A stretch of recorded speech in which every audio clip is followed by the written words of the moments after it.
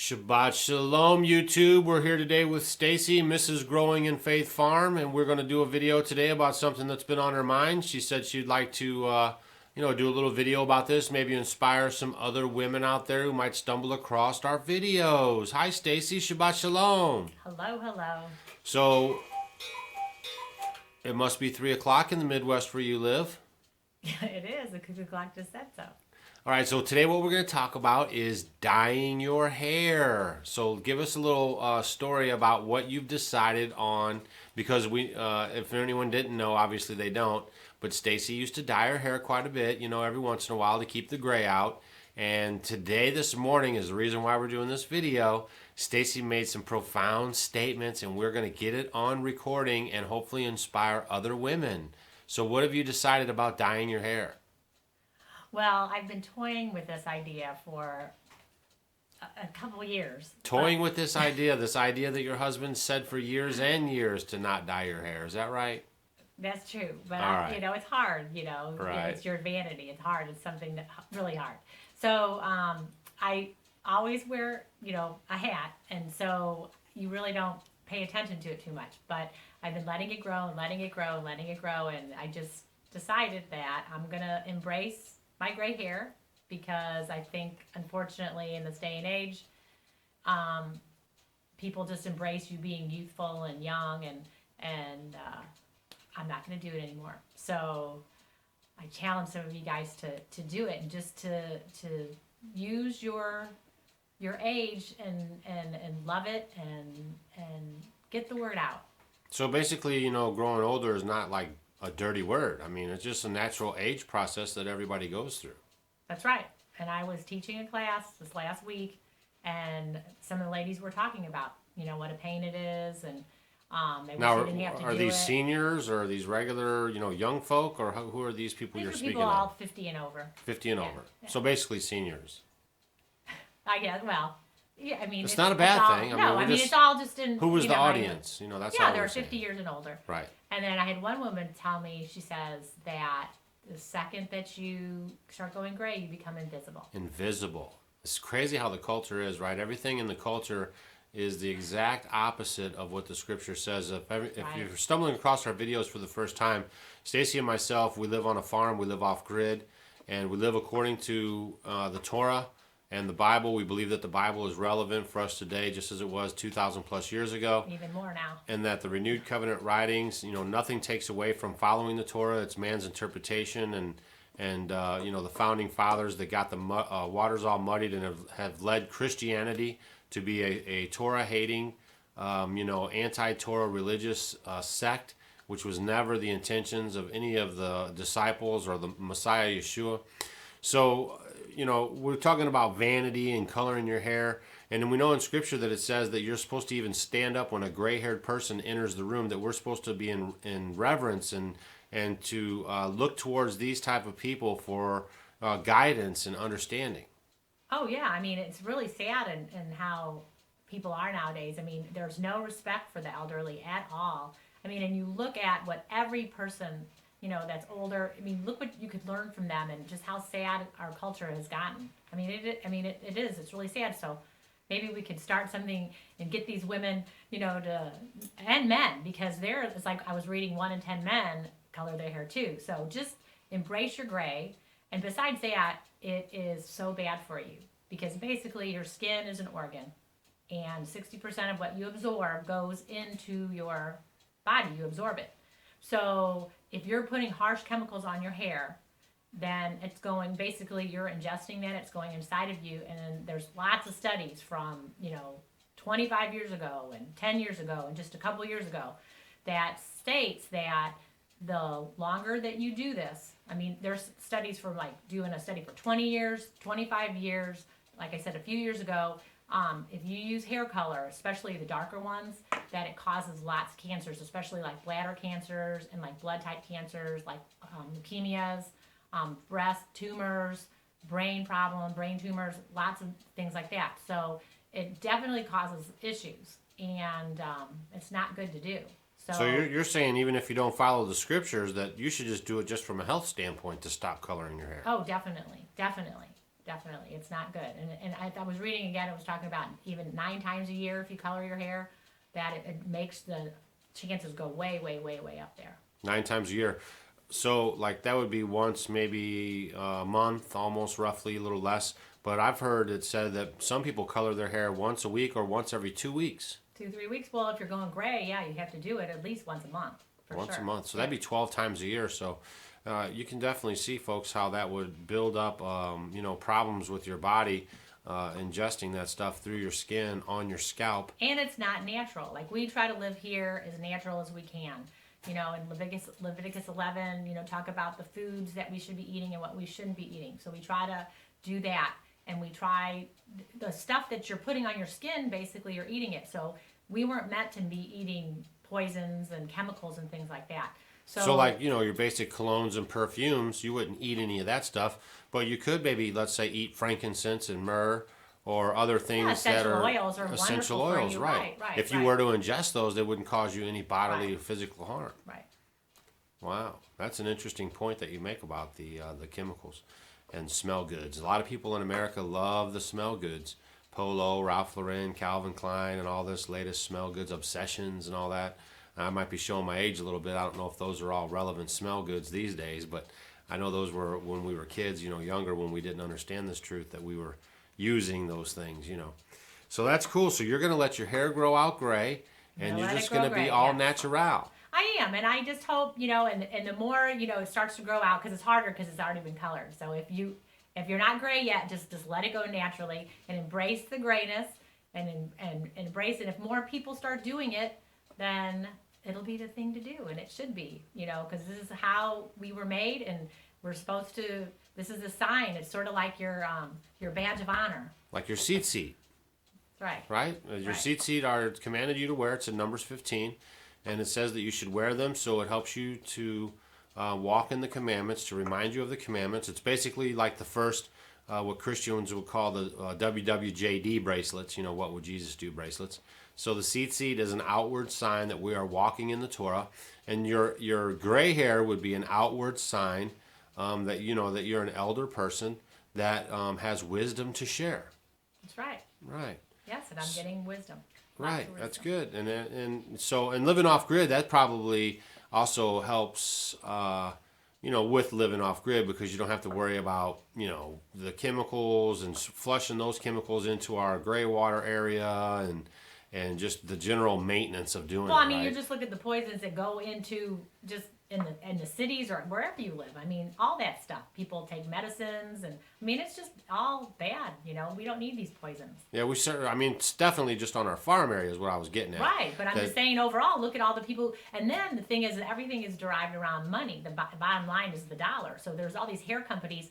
There's all these statistics and research, and these hair companies definitely are going to let these come out, because there's a lot of money. I mean, there's millions and billions of dollars spent on hair products. So basically, you're saying we might get this video censored by YouTube because you're trying to start a gray revolution, and that would be taking money out of the right. corporate entities of hair coloring.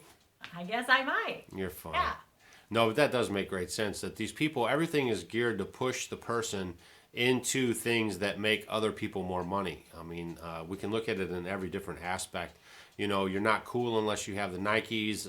You're not relevant unless you wear the polos, and on and on and on. This consumerism is like a self-identifier of your status. And it's, basically it's the same thing. It's been going on for thousands of years. I mean, even in the biblical references, we see that the seat is worn, and people would know that you follow Yahweh, and that there were certain colored robes and certain color fabrics that was used for the priest, and certain identity markers that were for each tribe in Israel as far as their outer clothing. So, I mean, it's really nothing new, but it's just about taking it to the level of vanity, to where you're using these things, and somehow they are to make you feel like a different person, or younger, or stuff like this. I mean, that's what you want to get away from. We want to just be ourselves and be natural, and just age properly. Pure. You do. Right. I mean, you want to be pure. You don't need all this to gunk you up inside. Right. You want to be pure, and especially if you're praying or anything, you want to be as pure as you can. Right. And I would say, like, too, in the spirit of Egypt, that all this stuff for altering your appearance comes from Egypt. In one regard, like shaving and eyebrows and eyelashes, and basically you're trying to alter the way that Yahweh has made you. If He made you to go gray, then you should just embrace going gray. That's right. Right. And when you do this, I mean, you're just kind of starting it. But I think just by talking to you, because I'm your husband and I've known you for a while, that when I mentioned it earlier, in our marriage and stuff about you just letting it go, that it was kind of like an issue for you. But I can sense even just today about you talking about it and that you finally made up your mind, much more of a freedom. Oh, it is. That I do feel it in when you speak in your spirit and stuff about you. You definitely are embracing it as a freedom, and I think that's neat. I think that's a true testament right there of already what it's already doing. So that's cool. So what other statistics or things could you talk about that would sway a person who doesn't necessarily follow the Bible or anything, but just from a health standpoint about? I know you kind of touched on cancers and that your skin's an organ and stuff, but is there anything you wanted to add to putting these harsh chemicals and then washing your hair with harsh chemicals, on your head and area? I know. I have something. The chemicals that come from the hair dyes, they react. It's sort of like even like a bomb. You could think of when two chemicals come together. So if you have this hair dye and then there's pollutants outside, like from the car fumes, or another big one is if people are smoking, just pollutants in the air. Well, it reacts and causes. I forgot the name of the chemical, but it creates and makes this bad reaction, which makes it into a really bad poison. And so it's on your hair, because a lot of times after you get your hair done, you can still smell it, a few days later. And they say that stuff can last with you, even years. And that's just maybe you just did your hair one time. So that's something that's not good. So are you saying like when you first dye your hair that it's like a drying glue on your hair that attracts all these poisons and toxins from the air? Smell of the. Or is it? But is it something that is like 2 weeks after you've had your hair dyed? Are you still magneting these toxins to your hair? Well, I think so. I'm not like a perfect scientist or anything, but when I was reading, I had read quite a few studies, and they had talked about how when you have the pollutants from the air or from tobacco and things like that, and then it kind of gets the smell of the hair dye. So let's say maybe you went to a salon and got your hair done. That would be like, and someone's smoking in there. They don't do that anymore, and then you go outside and then you have the car fumes. Or the chemtrails. Yeah, out in the skies, all that stuff. And it reacts. You get your hair done and you go outside and you're around all that stuff, so it's just going to react. And then another thing that's really bad about hair dye is it's causing a lot of allergies and a lot of skin problems and rashes and things like that, because, that stuff's harsh. So it's just not good. So don't do it. Don't do it. And then go ahead and embrace your grayness. And we're going to get a t-shirt, Growing in Faith Farm, Embrace Your Grayness. That's right.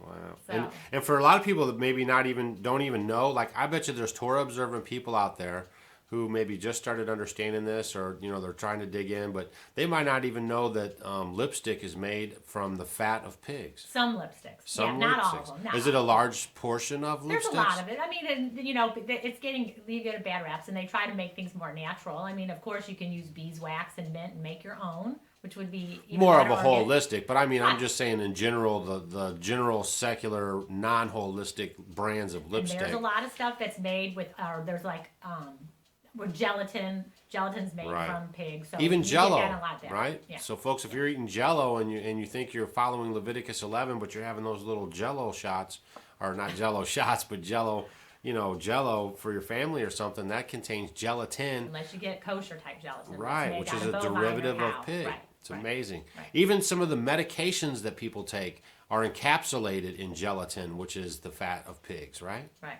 Right. So we have to be on the lookout all the time, don't we? Yep. So you're all ready. You're gonna embrace your grayness, and we're gonna see how this goes. I guess we're gonna have a follow-up video. By the way, Stacy's gonna be doing some tinctures and some other stuff on YouTube to help women out with fighting, like colds. sprouting. I'll try to do a lot of different things on making, tinctures and home remedies, and just anything having to do with trying to live as holistically and clean as you can. And natural. And what are you working on right now, actually, that takes 2 times a day, every 12 hours? That's Not yet. I'm doing my sourdough culture for bread. Right. So. And you're causing me a little work on that one, aren't you? Yeah, if I'm not here, he has to do it. It's sort of like milking a cow. You have to do it twice a day once it gets going. Day. Yeah. But that'll be a benefit, won't it? I mean, you have to do a little labor to enjoy the fruits. Right, and it's a fermented type food too. So if you're going to have some bread, this would be the best kind of bread to have because it is a type of fermentation. So when you say the fermentation, why are you putting an emphasis on that? Because you need that for good, healthy gut bacteria, but we'll have to save that for another video. Oh, like the kombuchas and stuff like that. Yes. Right, we'll, I got we'll you. talk all about Even Scripture making talks kombucha. about having a fermented drink, right? It does. It does, that it's good for you. Right. Right? But not to drink it in excess, to be a drunkard, but to have a fermented drink is good for the digestive system. Yep. It's right there in your Scripture, folks. And these, this was written even way before these so-called air quote scientists were out, talking about this stuff. So it's interesting to see how things line up from thousands of years ago, written down for our benefit. Yep. All right, cool. That's how they stored their food back then, is by fermenting it, and that's probably the healthiest thing you could do. Right. Because of the good bacteria. They definitely didn't But have we'll talk ice about box. that more because I have lots to talk to you guys about. Right, so stay tuned. Stacy is going to take over the Growing in Faith Farm channel, and she is going to keep you on the cliffhanger Stay Tuned series for more healthy living and holistic ways to do things on the farm. That's awesome. So stay tuned. Right, so stay tuned and hit that subscribe button down there below. And in case you're just stumbling across us, we are Torah observant believers who live off the grid. And there's many definitions for off the grid, but we have no public water, no public utilities, no electric, no solar, nothing to that effect. We use a wood cook stove, we use oil lanterns, and the only thing we're on grid with basically is our Android phones that we do our recordings with and talk on, and a little tiny bit of outside interference, like we have a little bank account and stuff like that, but we're slowly getting rid of all those things too. So we're just going to keep posting videos, and hopefully we're an inspiration to people. If you have any questions, just leave a question down in the comments section. We'll get back to you as soon as we can. We want to thank you for watching. Say bye, Stacy. Bye. Shabbat shalom, everybody, and thanks for watching.